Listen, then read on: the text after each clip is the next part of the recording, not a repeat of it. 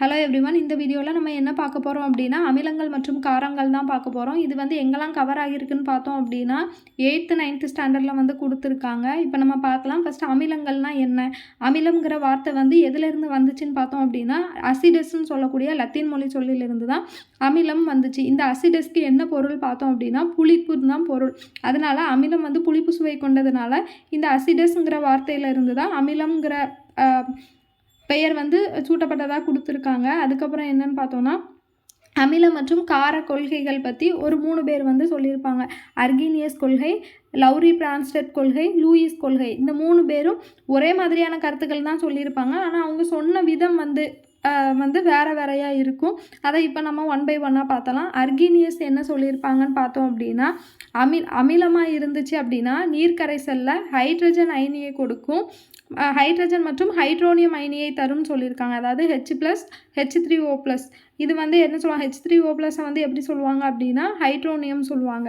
அமிலம் வந்து நீரில் வந்து கரைக்கும் போது அமிலம் வந்து ஹைட்ரஜன் அயனியையோ அல்லனா H3O+ன்னு சொல்லக்கூடிய ஹைட்ரோனியம் அயனியையோ தந்துச்சு அப்படின்னா அதை தான் வந்து என்ன சொல்லுவாங்க அப்படின்னா அமிலம்னு சொல்லுவாங்க.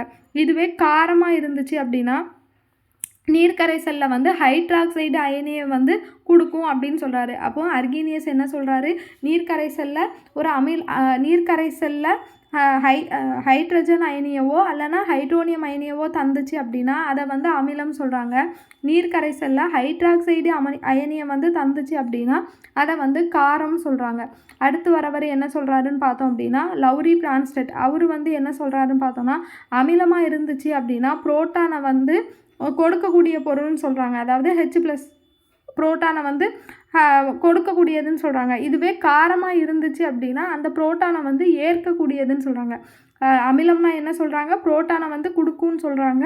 காரமாக இருந்துச்சு அப்படின்னா புரோட்டானை வந்து ஏற்கும் அப்படின்னு சொல்கிறாங்க. இதை வந்து சொன்னது யார் அப்படின்னா லௌரி பிரான்ஸ்டட் வந்து சொல்லியிருக்காரு. இதுக்கு அடுத்து வரக்கூடியவங்க வந்து என்ன சொல்லியிருக்காங்கன்னு பார்த்தோம் அப்படின்னா லூயிஸ். அவருடைய கொள்கை என்னன்னு பார்த்தோம் அப்படின்னா அமிலமாக இருந்துச்சு அப்படின்னா எலக்ட்ரான் ஜோடிகளை ஏற்கக்கூடிய பொருள், காரமாக இருந்துச்சுன்னா எலக்ட்ரான் ஜோடிகளை கொடுக்கக்கூடிய பொருள்னு சொல்லியிருக்காங்க. இங்கே சொன்னதையே இவர் வந்து புரோட்டானை வச்சு சொல்லியிருக்காங்க. புரோட்டானை கொடுக்கக்கூடியதுன்னா என்ன, அப்போ எலக்ட்ரானை வந்து ஏற்கக்கூடியது தான். அதுதான் வந்து அவர் சொன்னதுக்கும் இவர் சொன்னதுக்கும் ரெண்டுமே சேம் கான்செப்ட் தான். இவர் வந்து புரோட்டானை கொடுக்குதுன்னு சொல்கிறாரு. அப்போ புரோட்டானை கொடுத்துச்சுன்னா எதை தான் எடுக்க முடியும், எலக்ட்ரான்களை வந்து ஏற்க முடியும். இங்கே வந்து காரமாக இருந்துச்சுன்னா லௌரி பிரான்ஸ்டட் என்ன சொல்கிறாருன்னு பார்த்தோம் அப்படின்னா புரோட்டானை வந்து ஏற்கும் அப்படின்னு சொல்கிறாங்க. அப்போ புரோட்டானை ஏற்றுச்சு வாங்கிக்கிட்டு அப்படின்னா அது வந்து என்ன கொடுக்கும், எலக்ட்ரானை வந்து கொடுக்கும். அதைத்தான் வந்து இவர் சொல்கிறாரு. ரெண்டுமே சேம் கான்செப்ட் தான். ஆனால் அவர் சொல்கிற விதம் வேறு, இவர் சொல்கிற விதம் வேறு. இதைத்தான் வந்து சொல்லியிருக்காங்க. அப்போ 3 பேர் சொல்லியிருக்காங்க. அர்கீனியஸ் என்ன சொல்லியிருக்காங்கன்னு பாருங்கள். H+ அல்லனா H3O+ அயனியை தந்ததுன்னா அமிலம் சொல்கிறாங்க. ஹைட்ராக்சைடு அயனியை தந்ததுன்னா காரம் சொல்கிறாங்க. பிரான்ஸ்டட் என்ன சொல்கிறாருன்னு பார்த்தோம் அப்படின்னா அமிலமாக இருந்தால் புரோட்டானை கொடுக்கும், காரமாக இருந்தால் புரோட்டானை ஏற்கும்னு சொல்கிறாங்க. லூயிஸ் என்ன சொல்கிறாருன்னு பார்த்தோம் அப்படின்னா அமிலமாக இருந்தால் எலக்ட்ரானை ஏற்கும், காரமாக இருந்துச்சு அப்படின்னா எலக்ட்ரானை வந்து வழங்கும் அப்படின்னு சொல்கிறாங்க. இந்த 3 கொள்கைகளும் ரொம்ப முக்கியமானது. இப்போ அமிலங்களுடைய பண்புகளை வந்து நம்ம பார்க்கலாம். அனைத்து அமிலங்களும் ஒன்று அல்லது அதற்கு மேற்பட்ட இடப்பெயர்ச்சி செய்யத்தக்க ஹைட்ரஜன் அணுக்களை பெற்றுள்ளன. ரொம்பவே முக்கியமானது. இடப்பெயர்ச்சி செய்யத்தக்க ஹைட்ரஜன் அணுக்களை வந்து பெற்றுள்ளன. அவற்றை நீரில் கரைக்கும் போது ஹைட்ரஜன் அயனிகளை வெளியிடுகின்றன. அவர் சொன்ன சேம் கான்செப்ட் தான் இங்கே எக்ஸாம்பிள் கொடுத்துருக்காங்க பாருங்கள். HCl எடுத்துக்கிட்டோம் அப்படின்னா அதாவது ஹைட்ரோக்ளோரிக் அமிலத்தை நீரில் கரைக்கும் போது H தனியாக Cl தனியாக பிரிஞ்சிருது. அதாவது ஹைட்ரஜன் தனியாக, குளோரைடு வந்து தனியாக வந்து பிரிஞ்சிருது. அதே மாதிரி தான் H2SO4ன்னு சொல்லக்கூடிய சல்ஃபியூரிக் அமிலத்தை வந்து நம்ம தண்ணியில் வந்து கரைக்கும் போது என்ன ஆகுது அப்படின்னு பார்த்தோன்னா H3O+, அதாவது ஹைட்ரோனியம் அயனி வந்து தனியாகவும் SO4 2- அதாவது சல்ஃபைட் அயனி தனியாகவும் பிரிஞ்சிருது. அதைத்தான் வந்து என்ன சொல்கிறாங்க அப்படின்னா அமிலம் சொல்கிறாங்க. ஏன்னா இங்கே வந்து ஹைட்ரஜன் அயனி கிடச்சிருக்கு, இங்கே வந்து ஹைட்ரோனியம் அயனி கிடச்சிருக்கு. இங்கே ஹைட்ரஜன் போட்டிருக்கேன், ஹைட்ரோனியம் தான் வரும். இப்படி வந்துச்சு அப்படின்னா என்னவா இருக்க முடியும் அப்படின்னு சொல்கிறாங்கன்னா அமிலமாக தான் இருக்கும். ஹைட்ரஜன் அயனியவோ இல்லைனா ஹைட்ரோனியம் அயனியவோ தந்துச்சு அப்படின்னா அது வந்து அமிலமாக தான் இருக்க முடியும்னு சொல்கிறாங்க. இப்போ அமிலங்களை வந்து வகைப்படுத்துகிறாங்க. எதன் அடிப்படையில் வகைப்படுத்துகிறாங்க, மூலங்களின் அடிப்படையில் வகைப்படுத்துகிறாங்க. கரிம அமிலங்கள், கனிம அமிலங்கள். கரிம அமிலங்கள்னால் என்னன்னு பார்த்தோன்னா தாவர மற்றும் விலங்குகள்லேருந்து கிடைக்கக்கூடியதை கரிம அமிலங்கள்னு சொல்கிறாங்க. கனிம அமிலங்கள் அப்படிங்கிறது வந்து செயற்கையாக பண்ணக்கூடிய அமிலங்களை வந்து என்ன சொல்கிறாங்க அப்படின்னா கனிம அமிலங்கள்னு சொல்கிறாங்க. இப்போ கரிம அமிலங்கள்னு எடுத்துக்கிட்டோம் அப்படின்னா வலிமை குறைந்த அமிலங்கள், ஏன்னா அது வந்து தாவர மற்றும் விலங்குகள்ல இருந்து தான் கிடைக்குது. ஸோ அது வந்து ரொம்ப வலிமை குறைந்ததாக தான் இருக்க முடியும். கரிம அமிலங்கள்னு எடுத்துக்கிட்டோம் அப்படின்னா தாவரங்கள் மற்றும் விலங்குகளில் காணப்படும். எடுத்துக்காட்டுக்கு வந்து ஃபார்மிக் அமிலம், அசிட்டிக் அமிலம். ஃபார்மிக் அமிலத்துடைய வாய்ப்பாடு என்னென்னா HCOOH, அசிட்டிக் அமிலத்தினுடைய வாய்ப்பாடு CH3COOH. ரெண்டுமே ரொம்ப முக்கியம். இதுதான் வந்து கரிம அமிலங்கள், வலிமை குறைந்த அமிலங்கள்னு சொல்லுவாங்க. பொதுவாக பழங்கள் மற்றும் காய்கறிகள்லையும் காணப்படுது. எதனால் அப்படின்னு பார்த்தோம்னா ஏற்கனவே தாவரம் நம்ம பார்த்தாச்சு கரிமம். அப்படிங்கும்போது இப்போ பழங்கள் மற்றும் காய்கறியில் காணக்கூடியது என்ன அமிலங்கள் கேட்பாங்க, கரிம அமிலங்கள். இப்போ என்னென்ன பொருட்கள்லேருந்து என்னென்ன அமிலங்கள் கிடைக்குதுன்னு பார்த்தோம்னா ரொம்ப ரொம்ப ரொம்ப முக்கியமானது.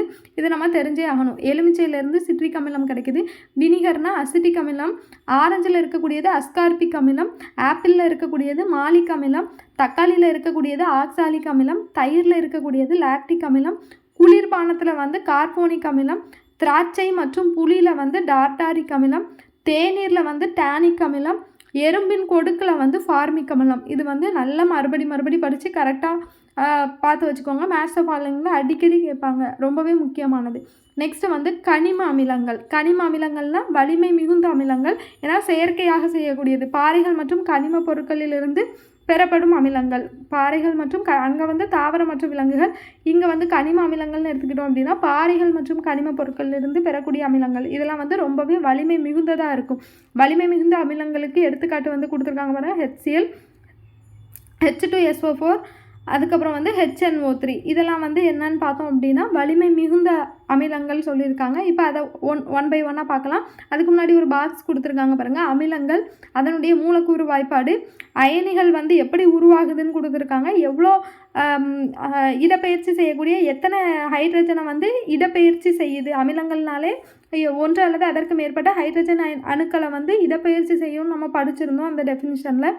அதை தான் வந்து இப்போ நம்ம பார்க்க போகிறோம். இப்போ அசிட்டிக் அமிலத்தினுடைய மூலக்கூறு வாய்ப்பாடு CH3COOH. இதில் வந்து என்ன கொடுத்துருக்காங்க அப்படின்னா ஹைட்ரஜன் அயனிங்கும் போது ஹைட்ரஜன் அயனியை கொடுக்கும்னு நம்ம பார்த்துருப்போம். ஹைட்ரஜன் இல்லைனா ஹைட்ரோனியம் அயனியை கொடுத்தா தான் அது வந்து அமிலம். அப்படிங்கும்போது இங்கே ஹைட்ரஜன் அயனியை வந்து கொடுக்குது. அதுக்கப்புறம் ஹைட்ரஜன் அயனியை கொடுத்துருச்சு அப்படின்னா ரிமைனிங் வந்து என்ன இருக்கும் அப்படின்னா CH3COO- இருக்குமா, இங்கே H+ வந்துருச்சு. அப்போ இங்கே வந்து என்னவா இருக்கும் அப்படின்னா ஹைட்ரஜன் அயனி கொடுத்துருச்சு அப்படின்னா CH3COOH இருக்கும். இங்கே 4 ஹைட்ரஜன் அயனி இருந்தால் கூட அது வந்து அசிட்டிக் அமிலம் வந்து ஒரே ஒரு ஹைட்ரஜன் மட்டும்தான் இடப்பெயர்ச்சி செய்ய முடியும். இது ஒரு பாக்ஸ் இன்ஃபர்மேஷன், ரொம்ப ரொம்ப ரொம்ப முக்கியம். இதில் வந்து என்ன இருக்குதுன்னு பார்த்தோம் அப்படின்னா இங்கே H3 வந்து இருக்குது, இங்கே ஒரு H இருக்குது. அப்போ H4 இருக்குதா, ஹைட்ரஜன் அணு வந்து 4 ஹைட்ரஜனை வந்து கொண்டு இருந்தாலுமே, அசிட்டிக் அமிலம் 4 ஹைட்ரஜன் அயனிகளை கொண்டு இருந்தாலுமே அது வந்து எத்தனை ஹைட்ரஜனை தான் இடப்பெயர்ச்சி செய்யுது, ஒன்றே தான் வந்து இடப்பெயர்ச்சி செய்யுது. இது வந்து ஒரு பாக்ஸ் இன்ஃபர்மேஷன், ரொம்ப ரொம்ப ரொம்ப முக்கியம்.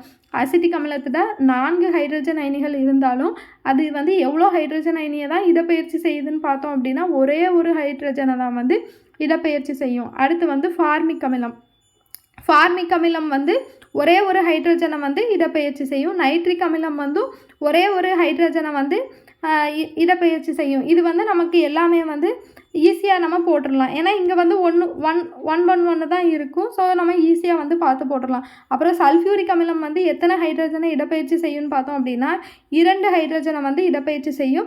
பாஸ்போரிக் அமிலம் வந்து எத்தனை ஹைட்ரஜனை இடப்பெயர்ச்சி செய்யும்னு பார்த்தோம் அப்படின்னா 3 ஹைட்ரஜனை இடப்பெயர்ச்சி செய்யும். இங்கே H2 இருக்குது, இங்கே H3 இருக்குது. நம்ம ஈஸியாக வந்து போட்டுடலாம். அசிட்டிக் அமிலம் மட்டும்தான் 4 ஹைட்ரஜன் இருந்தாலுமே அது வந்து ஒன்றே தான் வந்து இடப்பெயர்ச்சி செய்யும். அடுத்து அனைத்து அமிலங்களிலும் ஹைட்ரஜன் உள்ளது, ஆனால் ஹைட்ரஜன் உள்ள எல்லா பொருட்களும் அமிலங்கள்னு சொல்ல முடியாது. இங்கே நம்ம பார்த்தோம் அப்படின்னா எல்லாத்துலேயுமே ஹைட்ரஜன் இருக்குது. இங்கே H3 இருக்குது, இங்கே H இருக்குது, இங்கே H இருக்குது, இங்கே ஹெச் இருக்குது, இங்கே ஹெச் இருக்குது. எல்லா அமிலங்கள்னு எடுத்துக்கிட்டாலே கண்டிப்பாக ஹைட்ரஜன் இருக்கும். ஆனால் ஹைட்ரஜன் இருக்கக்கூடிய எல்லா பொருட்களையும் நம்ம அமிலங்கள்னு சொல்லிட முடியாது. ஃபார் எக்ஸாம்பிள் மீத்தேன், அமோனியா கொடுத்துருக்காங்க. இங்கே பாருங்கள், இங்கேயும் ஹெச் இருக்குது, இங்கேயும் வந்து ஹெச் இருக்குது. ஆனால் நம்ம வந்து மீத்தேனு, அமோனியா இதெல்லாம் வந்து நம்ம வந்து அமிலம் சொல்ல முடியுமா? முடியாது. அதுதான் வந்து சொல்லியிருக்காங்க. அமிலங்கள்னு எடுத்துக்கிட்டோம், அது வந்து கண்டிப்பாக ஹைட்ரஜன் இருக்கும். ஆனால் ஹைட்ரஜன் இருக்கக்கூடிய எல்லா பொருட்களையும் நம்ம வந்து அமிலங்கள்னு சொல்லிட முடியாதுன்னு கொடுத்துருக்காங்க. இது நமக்கு தெரிஞ்ச விஷயம்தான். அதுக்கப்புறம் என்னன்னு பார்த்தோன்னா, காரத்துவத்தின் அடிப்படையில் அமிலங்களை வந்து வகைப்படுத்துகிறாங்க. ஃபஸ்ட்டு மூலங்களின் அடிப்படையில் வகைப்படுத்துகிறாங்க. என்னெல்லாம் பார்த்துருப்போம் அப்படின்னா, கரிம அமிலங்கள், கனிம அமிலங்கள். கரிம அமிலங்கள்னு எடுத்துக்கிட்டோம் அப்படின்னா, கரி அப்படின்னா தாவரம் மற்றும் விலங்குகள்லேருந்து பெறக்கூடிய அமிலங்கள். கனிம அமிலங்கள்னால் பாறைகள் மற்றும் தாது பொருட்களிலிருந்து பெறக்கூடிய அமிலங்களை தான் கனிம அமிலங்கள் நம்ம பார்த்துருப்போம். அது மூலங்களின் அடிப்படையில் வகைப்படுத்தியிருப்பாங்க. ரெண்டாவது வந்து என்ன பண்ணுறாங்க அப்படின்னா, காரத்துவத்தின் அடிப்படையில் அமிலங்களை வந்து வகைப்படுத்துகிறாங்க. ஒற்றை காரத்துவ அமிலம், இரட்டை காரத்துவ அமிலம், மும்மை காரத்துவ அமிலம். அதாவது ஒரே ஒரு ஹைட்ரஜன் அயனியை தந்துச்சு அப்படின்னா அது வந்து ஒற்றை காரத்துவ அமிலம். 2 ஹைட்ரஜன் அயனிகளை வந்து தந்துச்சு அப்படின்னா அதை வந்து இரட்டை காரத்துவ அமிலம். 3 ஹைட்ரஜன் அயனிகளை தந்துச்சு அப்படின்னா அதை வந்து மும்மை காரத்துவ அமிலம். இங்கே கொடுத்துருக்காங்க பாருங்கள், CH3COOH. இதில் வந்து 4 ஹைட்ரஜன் அணுக்கள் வந்து இருந்தாலுமே அது ஒரே ஒரு ஹைட்ரஜனை மட்டும்தான் இடப்பெயர்ச்சி செய்ய முடியும் அப்படி கொடுத்துருக்காங்களா. இது வந்து பாக்ஸ் இன்ஃபர்மேஷன் ரொம்ப முக்கியம். அதனால் இதை வந்து என்ன சொல்கிறாங்க அப்படின்னா, ஒற்றை காரத்துவ அமிலம் சொல்கிறாங்க. இரட்டை காரத்துவ அமிலம் நமக்கு பிரச்சனையே இல்லை. இங்கே H2 பக்கத்துலேயே இருக்கும் H2SO4. அப்புறம் மும்மை காரத்துவ அமிலம் அப்படின்னா பாஸ்போரிக் அமிலம் H3PO4. இது சல்ஃபியூரிக் அமிலம், இது பாஸ்போரிக் அமிலம். இரட்டை காரத்துவ அமிலத்திற்கு எடுத்துக்காட்டுன்னு கேட்டாங்க அப்படின்னா சல்ஃபியூரிக் அமிலம். மும்மை காரத்துவ அமிலத்திற்கு எடுத்துக்காட்டுன்னு கேட்டாங்க அப்படின்னா பாஸ்போரிக் அமிலம். ஒற்றை காரத்துவ அமிலம்னு கேட்டாங்க அப்படின்னா HCl, அதாவது ஹைட்ரோக்ளோரிக் அமிலம், நைட்ரிக் அமிலம், அசிட்டிக் அமிலம். இதெல்லாம் வந்து என்னன்னு பார்த்தோம் அப்படின்னா ஒற்றை காரத்துவ அமிலத்திற்கு எடுத்துக்காட்டு. அதுக்கப்புறம் இப்போ நம்ம வந்து மூலங்களின் அடிப்படையில் பார்த்தாச்சு, காரத்துவத்தின் அடிப்படையில் பார்த்தாச்சு. இப்போ வந்து மூணாவதாக என்ன பார்க்க போகிறோம் அப்படின்னா, அயனியுறும் அடிப்படையில் அமிலங்களின் வகைகள். அயனியுறும் அடிப்படைங்கிறது நம்ம ஒன்று வலிமை மிகு அமிலங்கள், இன்னொன்று வந்து வலிமை குறைந்த அமிலங்கள். வலிமை மிகு அமிலங்கள்ங்கிறது நீரில் முழுவதுமாக அயனியுறும். அதைத்தான் என்ன சொல்கிறாங்க அப்படின்னா வலிமை மிகு அமிலங்கள். ஏன்னா அதனுடைய வலிமை வந்து அதிகம், ஸோ முழுவதும் வந்து அயனியுற்றணும். ஆனால் வலிமை குறைந்த அமிலங்கள் வந்து நீரில் பகுதி அளவு மட்டுமே அயனியுறும். வலிமை மிகு அமிலத்திற்கு எடுத்துக்காட்டு ஹைட்ரோக்ளோரிக் அமிலம். வலிமை குறைந்த அமிலத்திற்கு எடுத்துக்காட்டு அசிட்டிக் அமிலம் CH3COOH. ரொம்பவே முக்கியம். இதெல்லாம் வந்து வலிமை குறைந்தது. காரணம் என்ன அப்படின்னா, இது நம்ம ஏற்கனவே பார்த்தாச்சு, இது வந்து தாவரத்திலிருந்து கிடைக்கக்கூடியது. தாவரம் மற்றும் விலங்குகள்லேருந்து கிடைக்கக்கூடியது தான் நம்ம என்ன பார்த்துருப்போம் அப்படின்னா அசிட்டிக் அமிலம் பார்த்துருப்போம். இங்கே வந்து வலிமை மிகு அமிலங்கள் ஹைட்ரோக்ளோரிக் அமிலம் வந்து நம்ம ஏற்கனவே பார்த்தாச்சு. அப்போ அமிலங்களை வந்து மூன்று இதை பேஸ் பண்ணி வந்து வகைப்படுத்தியிருக்காங்க. ஒன்று வந்து மூலங்களின் அடிப்படையில், ஒன்று கரிம அமிலம், கனிம அமிலம். அதுக்கப்புறம் வந்து காரத்துவத்தின் அடிப்படையில் வந்து பிரிச்சிருக்காங்க. ஒற்றை காரத்துவம், இரட்டை காரத்துவம், மும்மை காரத்துவம். இப்போ லாஸ்ட்டாக வந்து அயனியுறும் அடிப்படையில் பிரிச்சிருக்காங்க. வலிமை மிகு அமிலங்கள், வலிமை குறைந்த அமிலங்கள்.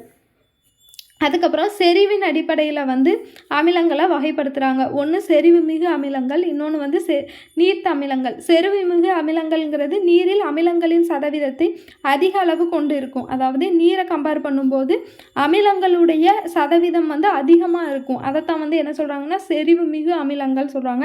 நீர்த்த அமிலங்கள்ங்கிறது நீரில் அமிலங்களின் சதவீதத்தை குறைந்த அளவு அமிலங்களை வந்து கொண்டு இருந்துச்சு அப்படின்னா, நீரில் கரைக்கும் போது அது வந்து அமிலங்கள் வந்து குறைந்த அளவு இருந்துச்சு அப்படின்னா அதை வந்து நீர்த்த அமிலங்கள் சொல்கிறாங்க.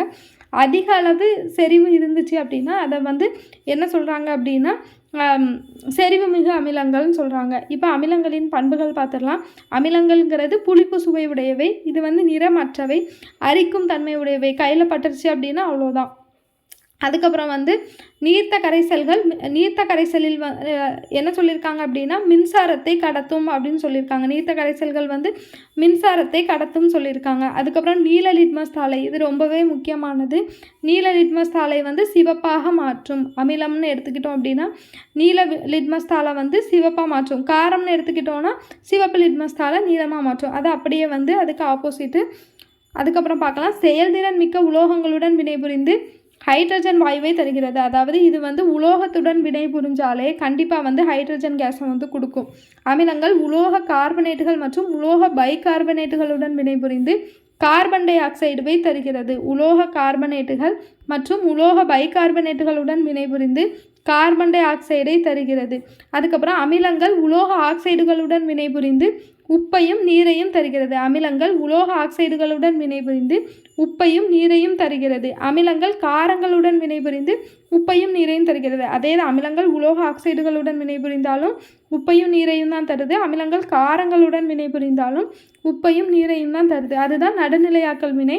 நம்ம அதை பின்னாடி பார்க்கலாம். அப்புறம் ஒரு சில அமிலங்கள் திண்ம நிலையில் இருக்கும். அதுக்கு எடுத்துக்காட்டு அப்படின்னு என்னன்னு பார்த்தோம் அப்படின்னா பென்சாயிக் அமிலம். பென்சாயிக் அமிலம் வந்து திண்ம நிலையில் இருக்கக்கூடிய அமிலங்கள். அதுக்கப்புறம் விலங்குகள்ல இருந்து கிடைக்கக்கூடிய அமிலங்களை வந்து என்ன சொல்கிறாங்க அப்படின்னா டிஎன்ஏன்னு சொல்கிறாங்க. அதாவது டிஆக்சி ரிபோ நியூக்ளிக் அமிலம் சொல்கிறாங்க. தாவரங்களிலிருந்து கிடைக்கக்கூடிய அமிலங்களை வந்து என்ன சொல்கிறாங்க அப்படின்னா ஆர்என்ஏ சொல்கிறாங்க. ரிபோ நியூக்ளிக் அமிலம்னு சொல்கிறாங்க. இதெல்லாம் ரொம்ப முக்கியம். இப்போ என்னென்ன பாயிண்ட்ஸ் பண்புகள் வந்து இன்னொரு தடவை பார்த்துடலாம். அமிலங்கள் வந்து புளிப்பு சுவையாக இருக்கும், நிறமற்றவை, அரிக்கும் தன்மை உடையவை, நீர்த்த கரைசலில் வந்து என்ன பண்ணுவோம் அப்படின்னா மின்சாரத்தை கடத்தும், நீல லிட்மஸ் தாளை வந்து சிவப்பாக மாற்றும், உலோகங்களுடன் வினைபுரிந்து ஹைட்ரஜன் வாயுவையும், உலோக பைகார்பனேட்டுகளுடன் வினைபுரிந்து கார்பன் டை ஆக்சைடையும், உலோக ஆக்சைடுகளுடன் வினைபுரிந்து உப்பையும் நீரையும், காரங்களுடன் வினைபுரிந்து உப்பையும் நீரையும் தருது. ஒரு சில அமிலங்கள் திண்ம நிலையில் இருக்குது. இதை வந்து என்ன சொல்கிறாங்க அப்படின்னா பென்சாயிக் அமிலம் சொல்கிறாங்க. அதுக்கப்புறம் விலங்குகள் மற்றும் தாவரங்கள் இருந்து கிடைக்கக்கூடிய அமிலங்கள். விலங்குகள்னால் டிஎன்ஏ டிஆக்சி ரிபோ நியூக்ளிக் அமிலம், தாவரங்கள்ங்கிறது ரிபோ நியூக்ளிக் அமிலம் ஆர்என்ஏன்னு சொல்கிறாங்க. அதுக்கப்புறம் அமிலங்களுடைய பயன்கள் கொடுத்துருக்காங்க பாருங்கள், ரொம்ப ரொம்ப ரொம்ப முக்கியமானது. சல்ஃபியூரிக் அமிலம்னு எடுத்துக்கிட்டோம் அப்படின்னா சிறந்த நீர் நீக்கியாக வந்து செயல்படுது. இதை வந்து என்ன சொல்கிறாங்க அப்படின்னா அமிலங்களின் அரசன் அப்படின்னு சொல்கிறாங்க. அமிலங்களின் அரசன் என்ன சொல்கிறாங்கன்னு யாரை சொல்கிறாங்கன்னு பார்த்தோம் அப்படின்னா சல்ஃபியூரிக் அமிலம் தான் சொல்கிறாங்க. இது சிறந்த நீர் நீக்கின்னு சொல்கிறாங்க. இது சல்ஃபியூரிக் அமிலத்தை தான் என்ன சொல்கிறாங்க அப்படின்னா வேதிப்பொருட்களின் அரசன் சொல்கிறாங்க, அமிலங்களின் அரசன் சொல்கிறாங்க. இது வந்து வாகன மின்கலங்களில் பயன்படுது, பல சேர்மங்கள் தயாரிக்கிறதுக்கு பயன்படுது. வாகன மின்கலன்களிலும் பல சேர்மங்கள் தயாரிக்கிறதுக்கும் பயன்படுது. சல்ஃபியூரிக் அமிலம் அமிலங்களின் அரசன், வேதிப்பொருட்களின் அரசன், வாகன மின்கலன்களிலும் பல சேர்மங்கள் தயாரிக்கிறதுக்கும் பயன்படுது. அப்புறம் ஹைட்ரோக்ளோரிக்னு எடுத்துக்கிட்டோம் அப்படின்னா கழிவறைகளை தூய்மைப்படுத்தும் பொருளாக பயன்படுது. வயிற்றில் உள்ள உணவுப் பொருட்களுடைய செரிமானத்திற்கு பயன்படுது. கழிவறைகளை தூய்மைப்படுத்தும் பொருளாகவும் வயிற்றில் உள்ள உணவுப் பொருட்களின் செரிமானத்திற்கு. வயிற்றில் என்ன அமிலம் இருக்குதுன்னு பார்த்தோம் அப்படின்னா ஹைட்ரோக்ளோரிக் அமிலம் தான் சுரக்குது. நம்ம வந்து ஒழுங்காக சாப்பிடல அப்படின்னா அது அந்த அப்படியே வந்து அரிக்க ஆரம்பிச்சிடும். இதனால தான் நமக்கு வந்து அல்சர் ப்ராப்ளம்ஸாக வருது. அதுக்கப்புறம் இது வந்து கழிவறைகளை தூய்மைப்படுத்தும் பொருளாகவும் பயன்படுது. ரொம்ப வந்து டேஞ்சரஸ் ஆன அமிலம் தான். அதுக்கப்புறம் என்னென்னு பார்த்தோம்னா சிட்ரிக் அமிலம். சிட்ரிக் அமிலம் வந்து உணவுப் பொருட்களை வந்து பதப்படுத்துறதுக்கும் நுரைத்து பொங்கும் உப்புகள் தயாரிக்கவும் பயன்படுது. மெயினாக வந்து உணவுப் பொருட்களை பதப்படுத்துறதுங்கிறது ரொம்ப முக்கியமானது. அப்புறம் நைட்ரிக் அமிலம், இதை வந்து என்ன சொல்கிறாங்க அப்படின்னா அமிலங்களின் அரசின்னு சொல்லுவாங்க. அப்புறம் அமிலங்களின் அரசன்கிறது வந்து சல்ஃபியூரிக் அமிலம், அதெல்லாம் கந்தக அமிலம் கூட சொல்லுவாங்க. நைட்ரிக் அமிலம்ங்கிறது அமிலங்களின் அரசி. இது வந்து உரமாக பயன்படும் அமோனியம் நைட்ரேட் என்ற சேர்மத்தையும் சாயங்கள், வண்ணப்பூச்சிகள், மருந்துகளை தயாரிக்கிறதுக்கும் பயன்படுது. மெயினாக வந்து நைட்ரிக் அமிலம்னா உரமாக தான் பயன்படும் கொடுத்துருப்பாங்க. அப்புறம் ஆக்சாலிக் அமிலம்னு எடுத்துக்கிட்டோம் அப்படின்னா குவார்ட்ஸ் படிகத்தில் ஏற்படும் இரும்பு மற்றும் மேங்கனீசு படிவுகளை சுத்தம் செய்யவும் கருப்பு கரைகளை நீக்கிறதுக்கும் பயன்படுது. ஆக்சாலிக் அமிலம்ங்கிறது குவார்ட்ஸ் படிகத்தில் ஏற்படும் இரும்பு மற்றும் மேங்கனீசு படிகங்களை சுத்தம் செய்யவும் கருப்பு கரைகளை நீக்கவும் பயன்படுகிறது. அப்புறம் கார்பானிக் அமிலம்னு எடுத்துக்கிட்டோம் அப்படின்னா காற்று அடைக்கப்பட்ட பானங்களில் இருக்கக்கூடியது கார்பானிக் அமிலம். அதுக்கப்புறம் டார்டாரிக் அமிலம்னு எடுத்துக்கிட்டோம்னா ரொட்டி சோறாவினுடைய பகுதி பொருள். அப்புறம் அசிட்டிக் மற்றும் பென்சாயிக் அமிலம்னு எடுத்துக்கிட்டோம் அப்படின்னா உணவுப் பொருட்கள் வந்து கெட்டு போகாமல் இருக்க. ஃபார் எக்ஸாம்பிள் ஊறுகாயிலெல்லாம் பயன்படுத்தப்படக்கூடியது அசிட்டிக் அமிலம் மற்றும் பென்சாயிக் அமிலம். இந்த பயன்கள் வந்து ரொம்ப ரொம்ப முக்கியம். இதை வந்து நல்லா பார்த்து வச்சுக்கோங்க. சல்ஃபியூரிக் அமிலம்னு எடுத்துக்கிட்டோன்னா வாகன மின்கலன்களில் பல சேர்மங்கள் தயாரிக்க பயன்படுது. ஹைட்ரோக்ளோரிக் அமிலம்னா வயிற்றில் அந்த உணவுப் பொருட்கள் செரிமானத்திற்கும் கழிவறைகளை தூய்மைப்படுத்தும் பொருளாகவும் பயன்படுது. சிட்ரிக் அமிலம் எடுத்துக்கிட்டோன்னா உணவுப் பொருட்களை பதப்படுத்துறதுக்கும். நைட்ரிக் அமிலம்னா உரமாக செயல்படும். ஆக்சாலிக் அமிலம்னா குவார்ட்ஸ் படிகத்தில் ஏற்படும் இரும்பு மற்றும் மேங்கனீஸ் படிவுகளை சுத்தம் செய்கிறதுக்கு. கார்பானிக் அமிலம் அப்படின்னா காற்று அடைக்கப்பட்ட பானங்களில், இப்போ ஃபார் எக்ஸாம்பிள் இப்போ 7-Upலாம் எடுத்துக்கிட்டோம் அப்படின்னா அதில் வந்து கேஸ் இருக்குது இல்லையா, அந்த மாதிரி இருக்கக்கூடியதில் தான் கார்பானிக் அமிலம் வந்து பயன்படுத்துகிறாங்க. அப்புறம் டாட்டாரிக் அமிலம்னா ரொட்டி சோடாவுடைய பகுதி பொருட்களில் வந்து பயன்படுது. அப்புறம் அசிட்டிக் அமிலம் மற்றும் பென்சாயிக் அமிலம் உணவுப் பொருட்கள் வந்து கெட்டு போகாமல் இருக்கிறதுக்கு பயன்படுது. அடுத்து வந்து இவ்வளோ நேரம் என்ன பார்த்தோம், அமிலங்கள். ஒரு தடவை ரிவைஸ் பண்ணிடலாம் என்னெல்லாம் பார்த்தோம் அப்படிங்கிறத.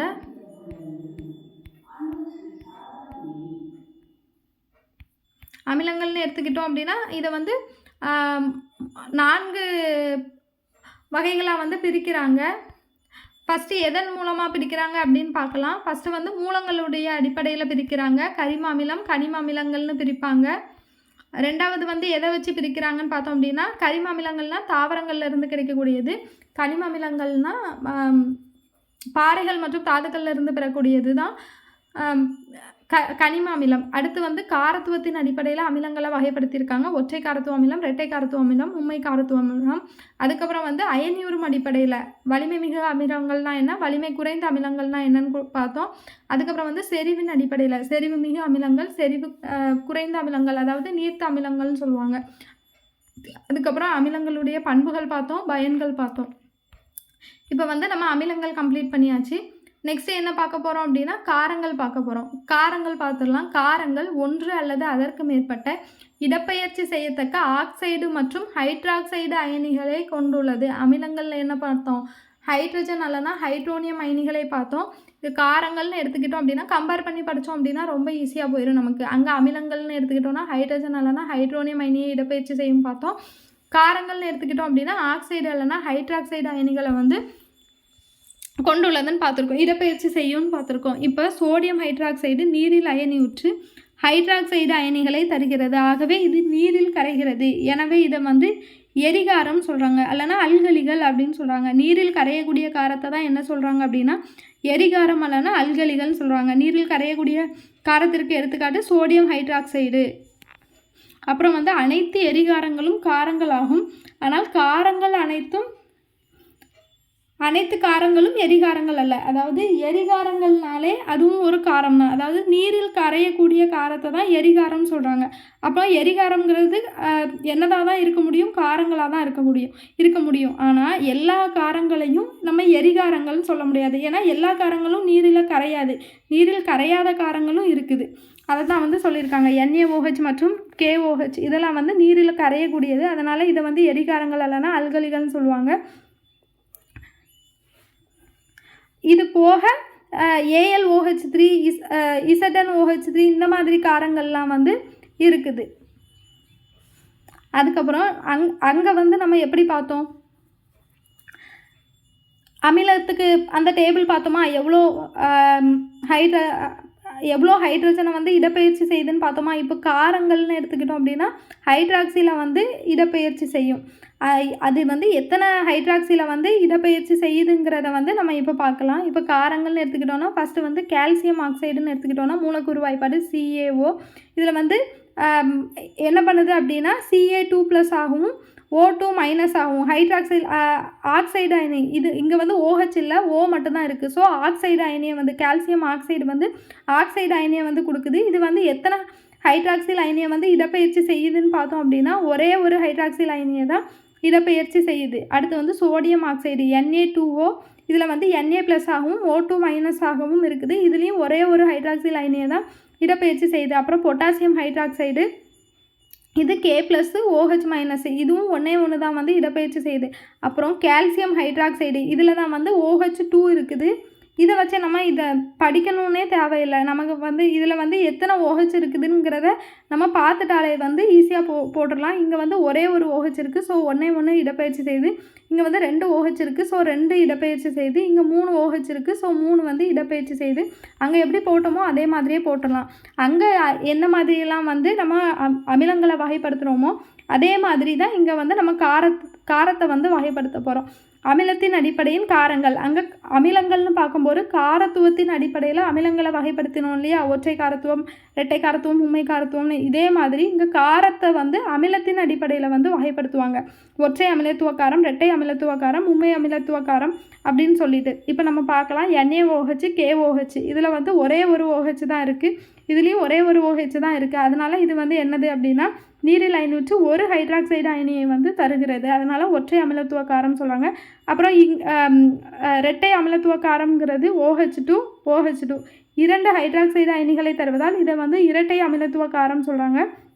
அடுத்து மும்மை அமிலத்துவ காரம். இது வந்து 3 ஹைட்ராக்சைடு அயனியை தருவதால் இதை வந்து என்ன சொல்கிறாங்க அப்படின்னா 3 ஹைட்ராக்சைடு அயனியை தருவதால் இதை வந்து என்ன சொல்கிறாங்க,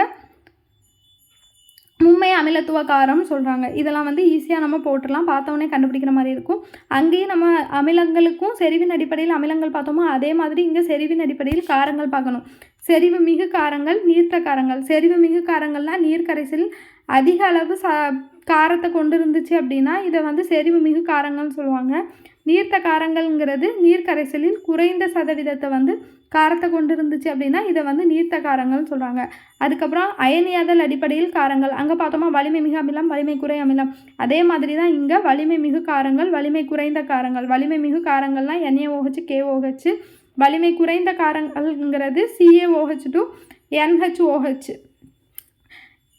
வலிமை மிகு காரங்கள் அப்படிங்கிறது நீர்த்த கரைசல் முழுவதும் அயனியுறும். வலிமை குறைந்த காரங்கள்ங்கிறது நீர்த்த கரைசலில் பகுதி அளவே அயனியுறும். இது நம்ம அங்கே பார்த்ததே தான் இங்கேயும். அங்கே எப்படி அமிலங்களின் பண்புகள் பார்த்தோமோ அதே மாதிரி இங்கே வந்து காரங்களுடைய பண்புகள் வந்து நம்ம பார்க்கணும். அதை வந்து கம்பேர் பண்ணி பார்த்துக்கிட்டாலே நமக்கு ஈஸியாக வந்து ஞாபகம் வச்சுக்கலாம். அமிலங்கள் வந்து புளிப்பு சுவை உடையது, அமிலங்களும் அரிக்கும் தன்மை உடையது, காரங்களும் அரிக்கும் தன்மை உடையது. அங்கே வந்து நீர்த்த கரைசல் சோப்பு போன்ற வலுவழுப்பான தன்மையை கொண்ட இது வந்து நீர்த்த கரைசலில். காரங்கள்னு எடுத்துக்கிட்டாலே சோப்பு போன்ற சோப்பில் இருக்கிறது வந்து காரம் தான். சோப்பு போன்ற வளவழுப்பு தன்மையை கொண்டுள்ளது. இது வந்து நிறமற்றவை. அங்கேயும் நிறமற்றவை பார்த்தோம் இல்லையா. அங்கே வந்து அமிலம் வந்து நீல லிட்மஸ் தாளை சிவப்பாக மாற்றும். காரம் வந்து சிவப்பு லிட்மஸ் தாளை வந்து நீலமாக வந்து மாற்றும். அப்புறம் நீர்த்த கரைசலில் மின்சாரத்தை வந்து கடத்தும். அங்கேயும் நம்ம அதை தான் பார்த்துருப்போம். அப்புறம் உலோகங்களுடன் வினைபுரிந்து உப்பையும் நீரையும் தருகிறது. அலோக ஆக்சைடுகளுடன் வினைபுரிந்து உப்பு நீரும் தருது. அமிலங்களுடன் வினைபுரிந்து உப்பு நீரும் தருது. அப்போ காரங்கள்னாலே நமக்கு பிரச்சனை இல்லை. உலோகங்களுடன் வினைபுரிந்தாலும், அலோக ஆக்சைடுடன் வினைபுரிந்தாலும், அமிலங்களுடன் வினைபுரிந்தாலும் உப்பையும் நீரையும் தான் தருது. அதுக்கப்புறம் என்னென்னு பார்த்தோன்னா அமோனியம் உப்புகளுடன் காரங்களை வெப்பப்படுத்தும் போது அமோனியா வாயு உருவாகிறது. இது நமக்கு தெரிஞ்ச விஷயம் தான். அமோனியா உப்பு கூட காரங்களை வெப்பப்படுத்தும் போது அமோனியா கேஸ் தான் வந்து வெளியே வரும். அதுதான் வந்து சொல்லியிருக்காங்க. அதுக்கப்புறம் அங்கே எப்படி அமிலங்களுடைய பயன்கள் பார்த்தோமோ இங்கே காரங்களுடைய பயன்கள். குளியல் சோப்புகளில் வந்து என்ன இருக்குது அப்படின்னு பார்த்தோம் அப்படின்னா பொட்டாசியம் ஹைட்ராக்சைடு இருக்குது. குளியல் சோப்பில் வந்து என்ன இருக்குது அப்படின்னா பொட்டாசியம் ஹைட்ராக்சைடு இருக்குது. அதுக்கப்புறம் சோப்பு தயாரிக்கிறதுக்கு வந்து அதாவது சலவை சோப்பில் வந்து என்ன இருக்குதுன்னு பார்த்தோம் அப்படின்னா சோடியம் ஹைட்ராக்சைடு இருக்குது. குளியல் சோப்பில் பொட்டாசியம் ஹைட்ராக்சைடு, சலவை செய்யக்கூடிய சோப்பில் வந்து சோடியம் ஹைட்ராக்சைடு இருக்குது. இது வந்து நம்ம எப்படி ஞாபகம் வச்சுக்கலாம் அப்படின்னா இது வந்து சும்மா ஷார்ட்கட்டுக்காண்டி சொல்கிறேன். குளிக்கும் போதே என்ன பண்ணுவோம் அப்படின்னா பொட்டு வந்து தனியாக எடுத்து வச்சுருவோம். குளிக்கும் போதே என்ன பண்ணுவோம், பொட்டு வந்து தனியாக எடுத்து வைப்போம் அப்படின்னு ஞாபகம் வச்சுக்கோங்க. ஸோ குளியல் சோப்பில் வந்து பொட்டாசியம் இருக்குது. அப்புறம் வந்து சோப்பு தயாரிக்க சோடியம் ஹைட்ராக்சைடு.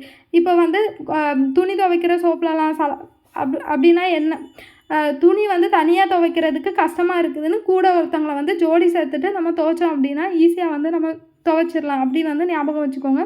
குளியல் சோப்பு குளிக்கும் போது என்ன பண்ணுவோம், பொட்டு எடுத்து வச்சுட்டு குளிப்போம். அதுக்கப்புறம் வந்து சோப்பு அதாவது துணி துவைக்கிற சோப்பில் வந்து என்ன இருக்கும், சலவை சோப்பில் வந்து நம்ம துணி துவைக்கிறதுக்கு கஷ்டமாக இருக்கும், தனியாக துவைச்சா கஷ்டமாக இருக்கும்னு இன்னொருத்தவங்க கூட ஜோடி சேர்த்துட்டு நம்ம வந்து துவைச்சோம் அப்படின்னா ஈஸியாக வந்து துவைச்சி முடிச்சிடலான்னு ஞாபகம் வச்சுக்கோங்க.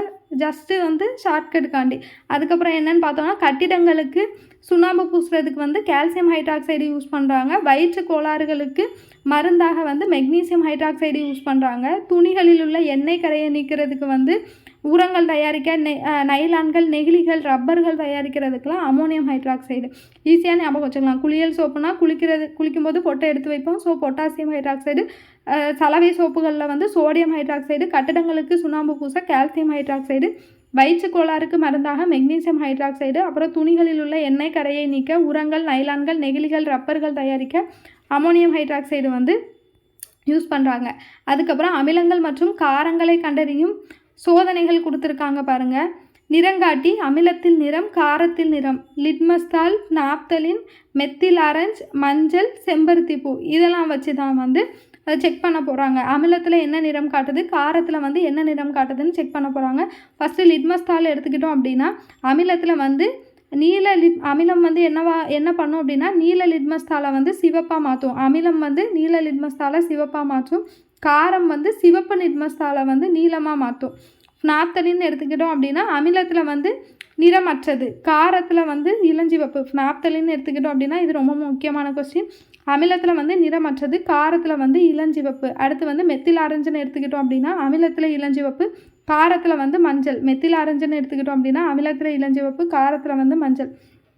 அப்புறம் மஞ்சள் எடுத்துக்கிட்டோம் அப்படின்னா அமிலத்தில் வந்து மஞ்சள், காரத்தில் வந்து சிவப்பு. அப்புறம் செம்பருத்தி பூ எடுத்துக்கிட்டோம் அப்படின்னா அமிலத்தில் இளஞ்சிவப்பு, காரத்தில் வந்து பச்சை. இதெல்லாம் வந்து ரொம்ப முக்கியமானது, படித்து வச்சுக்கணும். அப்புறம் இயற்கை நிறங்காட்டிகள் என்னென்னு பார்த்தோம் அப்படின்னா லிட்மஸ், மஞ்சள் சாறு, செம்பருத்தி பூ, பீட்ரூட் இதெல்லாம் வந்து இயற்கை நிறங்காட்டிகள். நம்ம லிட்மஸை வந்து செயற்கைன்னு நினச்சிருவோம், ஆனால் லிட்மஸ் வந்து இயற்கை நிறங்காட்டிகள் தான். லிட்மஸ், மஞ்சள் சாறு, செம்பருத்தி பூ, பீட்ரூட் இது எல்லாமே வந்து இயற்கை நிறங்காட்டிகள். சில உலோகங்கள் அமிலத்துடன் வினைபுரிந்து ஹைட்ரஜனை வெளியேற்றுவதில்லை. அப்படியும் ஒரு சில அமிலங்கள் இருக்குது. அது என்ன அமிலங்கள்னு பார்த்தோம் அப்படின்னா AgCu. இது வந்து அப்படியும் ஒரு சில உலோகங்கள் இருக்குது. என்னன்னு பார்த்தோம் அப்படின்னா AgCu. சில உலோகங்கள் வந்து அமிலத்துடன் வினைபுரிந்து ஹைட்ரஜனை வெளியேற்றுவதில்லை. இதுக்கு வந்து எடுத்துக்காட்டு AgCu. சில உலோகங்கள் சோடியம் ஹைட்ராக்சைடுடன் வினைபுரிவதில்லை. இதுக்கு வந்து எடுத்துக்காட்டு AgCuCr. இது வந்து ஞாபகம் வச்சுக்கோங்க. அதுக்கப்புறம் என்ன பார்க்கணும் அப்படின்னா காப்பர் அல்லது பித்தளை பாத்திரங்கள் மீது வெள்ளியம் என்ற உலோகம் பூசப்படுகிறது.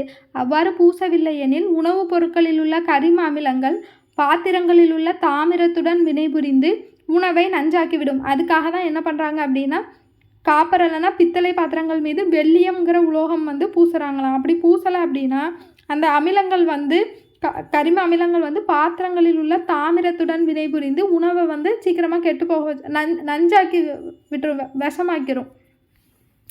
அதனால தான் அந்த வெள்ளியம்ங்கிற உலோக பூச்சி வந்து பூசப்படுதுன்னு சொல்கிறாங்க. அதுக்கப்புறம் என்னென்னு பார்த்தோன்னா வணிக ரீதியிலான பெயர்கள் கொடுத்துருக்காங்க பாருங்கள். சோடியம் கார்பனேட்டை வந்து சலவை சோடா. இதெல்லாம் ரொம்ப முக்கியமானது. இந்த அமிலங்கள், காரங்கள், லசன் பொறுத்த அளவில் எல்லாமே வந்து முக்கியமானது. எந்த பாயிண்ட்ஸுமே நம்ம வந்து விட முடியாது. ஒவ்வொரு பாயிண்ட்ஸும் ஒவ்வொரு ஒன் வேர்டு தான். மற்ற லெசன்னா கூட முக்கியமானதை செலக்ட் பண்ணி படிச்சுக்கலாம். ஆனால் அமிலம், காரங்கள் பொறுத்த அளவில் எல்லாமே நம்ம வந்து படிக்கிற மாதிரி தான் இருக்கும். எல்லா பாயிண்ட்ஸும் முக்கியமானது. சோடியம் கார்பனேட் வந்து சலவை சோடாலையும், சோடியம் பை கார்பனேட்னா சமையல் சோடா. பையின்னு ஒரு வார்த்தை வந்துச்சு அப்படின்னா சமையல் வந்து ஞாபகம் வச்சுக்கோங்க. சமையல் செஞ்சு பையில் தான் வந்து கொடுத்து விடுவாங்க அப்படின்னு ஞாபகம் வச்சுக்கோங்க. சோடியம் கார்பனேட் சலவை சோடா, சோடியம் பை கார்பனேட் சமையல் செஞ்சு பையில் தான் வந்து கொடுத்து விடுவாங்கன்னு ஞாபகம் வச்சுக்கோங்க. அப்புறம் sodium hydroxide caustic soda, potassium hydroxide caustic potash. Sodium hydroxide caustic சோடாலையும், பொட்டாசியம் ஹைட்ராக்சைடு காஸ்டிக் பொட்டாஷ்லையும் வந்து பயன்படுது. அப்புறம் ராஜ திராவகம்னு எடுத்துக்கிட்டோம் அப்படின்னா இந்த ராஜ திராவகத்தை வந்து என்ன சொல்கிறாங்க அப்படின்னா லத்தீன் மொழியில் வந்து திரவத்தின் அரசன் அப்படின்னு சொல்கிறாங்க. ராஜ திராவகம்ங்கிறது வந்து என்ன சொல்கிறாங்க அப்படின்னா திரவத்தின் அரசன் சொல்கிறாங்க. இந்த ராஜ திராவகம்ங்கிற பெயர் வந்து லத்தீன்லேருந்து தான் எடுக்கப்படுதுன்னு சொல்கிறாங்க. இந்த ராஜ திராவகத்தினுடைய சிறப்பு பெயர் என்னென்னா திரவத்தின் அரசன். அமிலங்களின் அரசன்னா அது வேறு. அது வந்து நம்ம சல்ஃபியூரிக் அமிலம் பார்த்துருப்போம். திரவத்தின் அரசன்னா யாருன்னு கேட்டாங்கன்னா ராஜ திராவகம் தான். இது வந்து இந்த ராஜ திராவகம் வந்து எதுக்காண்டி நம்ம பயன்படுத்துகிறோம் அப்படின்னு பார்த்தோன்னா உலோகங்களில் தங்கம் மற்றும் வெள்ளி மட்டுமே HCl மற்றும் HNO3 வினைபுரியாது. அதாவது உலோகங்கள் தங்கம், வெள்ளி இதெல்லாம் வந்து என்ன பண்ணாது அப்படின்னு பார்த்தோன்னா ஹைட்ரோக்ளோரிக் அமிலத்துடனோ இல்லைனா நைட்ரிக் அமிலத்துடனோ வினைபுரியாது. அதனால் அதை வந்து வினைபுரிய வைக்கணும் அப்படின்னா அதுக்கு வந்து என்ன பண்ணுறாங்க அப்படின்னா ராஜ திராவகம் வந்து ரெடி பண்ணி அதில் வந்து வினைபுரிய வைக்கிறாங்க. இந்த 2 அமிலங்களின் கலவை தான் ராஜ திராவகம் சொல்கிறாங்க. இது வந்து தங்கத்தையே கூட கரைக்கக்கூடிய திறனுடையது அப்படின்னு சொல்கிறாங்க. இந்த ராஜ திராவகம் மூலமாக தான் தங்கத்தை வந்து நம்ம கரைக்க முடியும் அப்படின்னு சொல்லியிருக்காங்க. இதனுடைய மோலார் விகிதம் பார்த்தோம் அப்படின்னா 3:1. இதனுடைய மோலார் விகிதம் என்னென்னா 3:1. அதாவது HCl வந்து 3 மடங்கும் HNO3 வந்து 1 மடங்கும் சேர்த்து வந்து மிக்ஸ் பண்ணுவாங்க. அதுதான் வந்து என்னன்னு பார்த்தோம் அப்படின்னா ராஜ திராவகம் சொல்கிறாங்க. இதை வந்து ஈஸியாக ஞாபகம் வச்சுக்கலாம். இங்கே வந்து 3 இருக்குது, ஸோ இங்கே 1, இங்கே 3 இல்லை, ஸோ இங்கே 3 சேர்த்துக்கோங்க. 3 இருந்துச்சுன்னா அதை 1 மடங்கு, இங்கே 3 இல்லை, ஸோ அதை 3 இல்லைங்கிறதுனால நம்ம 3 வந்து ஆட் பண்ணி போட வேண்டியதுதான். 3 HClலும் 1 HNO3யும் அந்த மடங்கில் வந்து அந்த ரேஷியோவில் வந்து என்ன பண்ணுறாங்க அப்படின்னா கலவையை வந்து ரெடி பண்ணி அதில் வந்து தங்கத்தை வந்து கரைக்கிறாங்கன்னு சொல்லியிருக்காங்க. இது வந்து மஞ்சள் ஆரஞ்சு நிறமுடைய புகைக்கக்கூடிய திரவம் தங்கம், பிளாட்டினம், பெல்லேடியம் போன்ற உலோகங்களை கூட கரைக்கக்கூடியதுன்னு சொல்கிறாங்க. எது அப்படின்னு பார்த்தோம்னா இந்த ராஜ திராவகம். அப்புறம் அமிலங்கள் மற்றும் கார கரைசல்களின் வலிமை கொடுத்துருக்காங்க. அதாவது இப்போ pH அளவீடு கொடுத்துருக்காங்க. இதை வந்து நம்ம நெக்ஸ்ட் வீடியோவில் பார்க்கலான்னு நினைக்கிறேன். pH அளவீடு, அப்புறம் வந்து என்ன கொடுத்துருக்காங்க, உப்புக்கள். இது வந்து இந்த pH அளவீடையும் உப்புக்களையும் மட்டும் நம்ம வந்து என்ன பார்க்கலாம் அப்படின்னா நெக்ஸ்ட் வீடியோவில் பார்க்கலாம். ஆமாம், ரொம்ப லெங்க்தியாக போகும். ஸோ நம்ம வந்து இந்த pH அளவீடும் உப்புகளையும் மட்டும் நம்ம நெக்ஸ்ட் வீடியோவில் பார்க்கலாம். இந்த வீடியோ உங்களுக்கு யூஸ்ஃபுல்லாக இருக்கும்னு நினைக்கிறேன். தேங்க்யூ.